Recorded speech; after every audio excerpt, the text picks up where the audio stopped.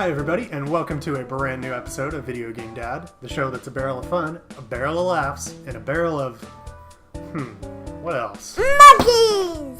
That's right, a barrel of monkeys. If you're new to the show, thanks for coming by, and how it's going to work, we are going to sit down and play a game together, exchange stories and trivia, and then at the end, we're going to give a brief review. Allison, what game are we playing today? Donkey Kong! That's right, we are playing Donkey Kong for the Game Boy. We're going to be playing it on the Super Game Boy today. Allison, what do you say? You ready to get started? Yeah! Alright, let's do it. Alright, so here we go. This is Donkey Kong, also known as Donkey Kong 94. Since it is just called Donkey Kong and it's just referred to that to alleviate confusion from the original arcade Donkey Kong game. Oh, excuse me. So as you can see, we're playing this on the Super Game Boy. Because, well, it's easier to record. Chugga chugga chugga. Alright. There's Donkey Kong. Alright, let's get started. Barney Mow. We're just... level 2. Yeah, it just says File 1 and File 2. We're just gonna go ahead and do File 1. And file 3. Yep. So as you can, like I said, we're doing this on the, we're doing this on the Super Game Boy. And, you know, not only is it easier to record, but the Super Game Boy offers some pretty cool mats. Yeah, you can play. I'm gonna do the first couple levels here really quick, just so you can get an idea of what you need to do. Whoops, don't do that. Pro tip.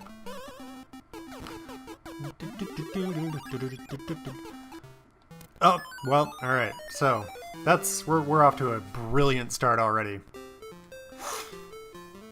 I'm a gorilla. Yeah. So we're doing this on the Super Game Boy.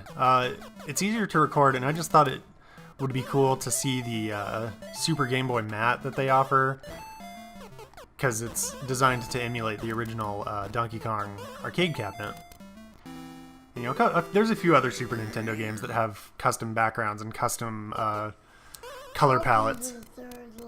You'll do the third level? Alright, that's fine. There's a few other Game Boy games that have the custom mat and the custom palette. And the fourth. Pokemon is one. I think Donkey Kong, like most of the later Game Boy games were Super Game Boy compatible, and they had this custom mat. And I remember, oh, son of a gun. Attack. One of the other, oh, dadgum. One of the other Super Game Boy games that I had, dude, golly, Donkey Kong Land. And I remember I had that and I played it on my Game Boy, and I was like near the end when I decided, you know what, I want to try this on the Super Game Boy. And I plugged it in and it erased my file. I wasn't a genius, let's put it that way.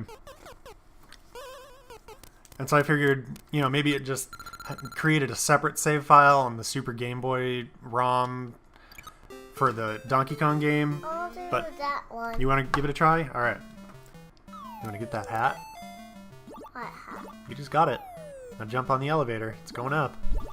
What elevator? This thing right here. Elevator. See how it's going up? It's an elevator. So anyway, my Donkey Kong Land game got erased. I was annoyed. I probably cried, I'm not gonna lie. Because, you know, that's a pretty upsetting thing for a kid when, you know, you make a lot of progress in a game and then you turn it on another time and your data's just gone. I mean, it's one of the most traumatic things you can experience. Like, you know, I mentioned Pokemon earlier, and that's another one of those things that, like, people didn't really realize that those games only had the one save file, so, you know, your friend or your friend or your brother's like, oh man, I want to play Pokemon, and so they pick it up and start a new game and unknowingly erase your file, and oh my gosh, it's the most traumatic experience ever. You just gotta run and jump, honey. Run and jump. Run and jump. I see a girl. Yeah, you gotta step on those little blocks to make the platforms fall, and then Donkey Kong's gonna fall. You're gonna get burned! Look out! Oh no! Great. Oh, I'm sorry. That made me upset. Yeah, I know. That upsets me when that stuff happens to me too. Uh-oh. So the first 4 levels of this game, they're based on the original Donkey Kong arcade game that, I mentioned that earlier. It's a nice nod, but it also kind of serves as a segue into the game proper. Because normally when you're playing the Donkey Kong arcade game, when you get this ending, that's more or less the end of the game. Donkey Kong's dead or knocked out or whatever, and then you just start over from the first board. But in this, it continues on, and you start to explore the wider world of Donkey Kong. So here we're seeing one of the cutscenes that just shows you, it kind of gives you a brief outline of the new mechanics that you're going to be dealing with. And obviously the new mechanic here is that something new in this Donkey Kong that wasn't in the original Donkey Kong, yeah, I guess we'll go ahead and save, is the ability to pick up items. So I guess we were just talking about Mario 2, or the moveset, and it brings in the ability to pick stuff up and throw it at enemies, and keys from Mario 2. You're not paying attention, honey. Let's get this guy. Golly, that thing is just frightening. So it brings in those older moves, and then there's also some new moves. Like the, let's see if I can execute this. I was having problems with it. Backflip! Yeah! That's the first time you see Mario do a backflip, and then you really don't see that again until Mario 64. You can also do the, 1, 2, triple jump! Yay! And that's another thing that they brought in for Mario 64. I remember the first time that we played Mario 64, my brother and I, we had played Donkey Kong, of course, a few years before that. And the first time we played Mario 64 and, we saw that you could do backflips and triple jumps, we're like, oh, dude, you could totally do this in Donkey Kong. It kind of felt like we were there and we saw it first. What? You got the first. I got a 1-up. Yay! Like I said, it is based off of the original Donkey Kong game. You might guess. And that's what... Yep. It's one of the earlier... Oh. Okay. It's one of the earlier Nintendo arcade cabinets, and basically the idea is just, you're this working class guy, and you're trying to rescue your girlfriend from this giant ape. Oh my gosh. Not so fun. Nope. I mean, this is pretty common knowledge at this point, that he's named after the landlord of the corporate Nintendo offices. According to Miyamoto, the character looked an awful lot like his landlord, I guess. And then, of course, there's Donkey Kong himself. And the rumor for a long time was that it was just a mistranslation, like his name was supposed to be Monkey Kong, and it was just a mistranslation. Yay! I got another one!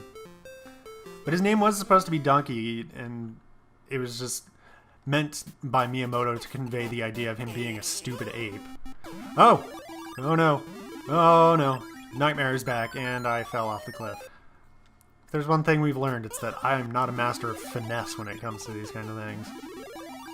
Right, let's take out the little nightmare monster first. Get the hat. Whoosh. I did mention... Son of a gun. PF is Puff. PF is Puff. Get the trash can man. Backflip. Zam. Alright, let's get that key. Oh no, I missed. Oh. Yeah, get out there and try and get in the door, not do silly things like that. You better not jump down. Oh no! Slamp your head. Okay. I like that you can actually fall a decent distance and it just kind of stuns you. Whereas in the original game, if you fell pretty much from any distance, it was an instant KO. Now, let's see if I can do this. Boink! Boink. What? So there is an interesting theory about the order of the original Donkey Kong and Donkey Kong Jr., because in Donkey Kong Jr., you're playing as Donkey Kong, or you're playing as Donkey Kong Jr., that dude down in the right corner. He's got that smiling little face. Yay, I got to one man. You're playing as Donkey Kong Jr., and you're actually rescuing Donkey Kong from Mario. And so there's a pretty interesting theory that basically says Donkey Kong Jr. is a prequel to Donkey Kong. And the reason that, Make him fall down. Yeah, I gotta get out there and get my girlfriend. Oh no! Oh no! Basically, the theory just says that Donkey Kong Jr. is a prequel to Donkey Kong. And Donkey Kong is just, oh no, Donkey Kong's response to Mario having locked him up. Oh man, I was right at the end.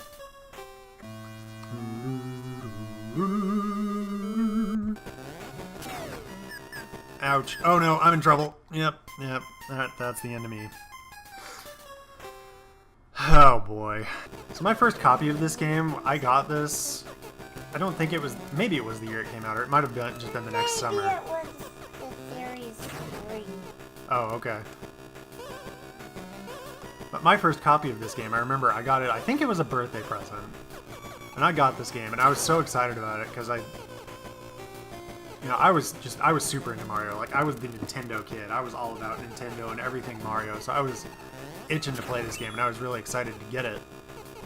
And I finally did, and I plugged the game into my Game Boy, and it started up Link's Awakening. And it was just like the most, like, I have never seen that happen before, and I've never seen it happen since. I mean, I don't know, it might have been a collector's item, I don't know. Would people buy something like that? I don't know. I think it's a no. You think it's a no? The thing was that my brother already had a copy of that. And I wanted to play Donkey Kong. I didn't want Link's Awakening. But, my brother, being the swell guy that he was, he's like, no, why don't you just keep this one? Because you want your own copy of Link's Awakening, right? Because, he was tired of me borrowing his game. If you've got a sibling, you know how it is.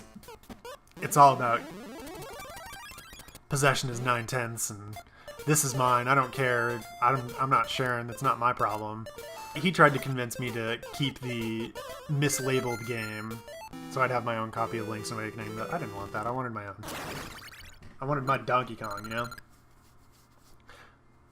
But my brother and I, we had a lot of squabbles like that about really, honestly, retrospectively, really silly stuff. We just had another Mario thing. Yahoo! He'll tell me if he remembers this.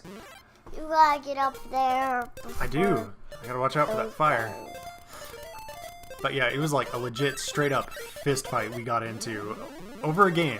I very distinctly remember this. It was Majora's Mask on the 64. I don't think it was like a malicious, jerky older brother thing. But That's really catchy. It is catchy. He deleted my file. And like I said before, that's such a traumatic thing for a kid. And I was probably 14 maybe when this happened, so both of us were just bubbling crockpots. Maybe. Both of us are just bubbling crockpots of testosterone and just waiting to punch something. Maybe we'll get. So we got into this huge. We got another one. Oh, it was another almost a 3. one. It was almost a 3. So yeah, we got into this just like knuckles out fist fight over the fact that he deleted my game. And like looking back, it's like that's such a silly thing to get into a fight about, especially like a legit fight. This is turning into my brother the jerk. My brother's a nice guy. Like, we did a lot of things. We both did things that got on each other's nerves. I don't want this to turn into the, my brother's such a jerk show, but, he did jerky things, I did jerky things. We were brothers. That's what you did when you were growing up. But one of the other things that happened is that he gave away my copy of Mario RPG. Like, he gave it to one of his friends, and his justification was, well, the Super Nintendo was in my room, so I should get to decide what happens to it, right? It's like, no. I feel bad even telling these stories, because, like I said, my brother's such a great guy. I love getting to spend time with him now, but when we were growing up, I didn't want to have anything to do with him. And it was largely due to the fact that we both... What? I don't remember him. My brother? Yeah. Uncle Forrest. You remember him. No, your old brother. Oh, yeah, my younger brother. Yeah, you never got to meet him. Yeah. Anyway. Boo-hoo. Boo-hoo. I did end up playing this game a lot when I finally did get a correct... Oh, your sister. That's my girlfriend. I did still play this game a lot when I did finally get a working copy of it. You know, just ask my mom. Yeah. Just ask my mom and dad. They'll tell you there's about 100 pictures of me with my nose buried in the Game Boy. Like you do when you're a kid. Whole bunch of M's. Whole bunch of M's, because we cleared the world. So I think we're going to go ahead and call it for the night. And we'll see you in the end slate. Alright, after some time with Donkey Kong for the Game Boy, Allison, what did you think? Awesome. Yeah, what did you like about it? I liked you getting back your girlfriend, and I didn't like the Donkey Kong stealing her. Yeah, I didn't like that too much either. So if there's anything that you could change about this game, what would it be? I would say it's very cool. And I like some of my games better than your games. Okay. Alright, well, as far as my thoughts go, I think this is a great game, and it holds up reasonably well. The sprites and the backgrounds are highly detailed, and the added border around the Super Game Boy was a nice touch. The sounds are a little bit blippy and bloppy, but that's to be expected with the Game Boy. There's enough variety in the background tracks that it doesn't get tiresome. As far as the feel, the controls are really nice and tight, as is to be expected with a Nintendo game. As far as if this title is for your kids, I'd say it's reasonably easy, and there's not anything excessively violent, so sure, it's good for your kids. Well, that is all the time that we have for today. Thanks for joining us. Don't forget to give us a like and a comment, and of course, Make sure to subscribe. that's right, that is the best way to help the channel out. And we will see you guys next time. Bye-bye. Peanuts, pineapple smells, grapes, melons, oranges, and coconut shells. Oh yeah!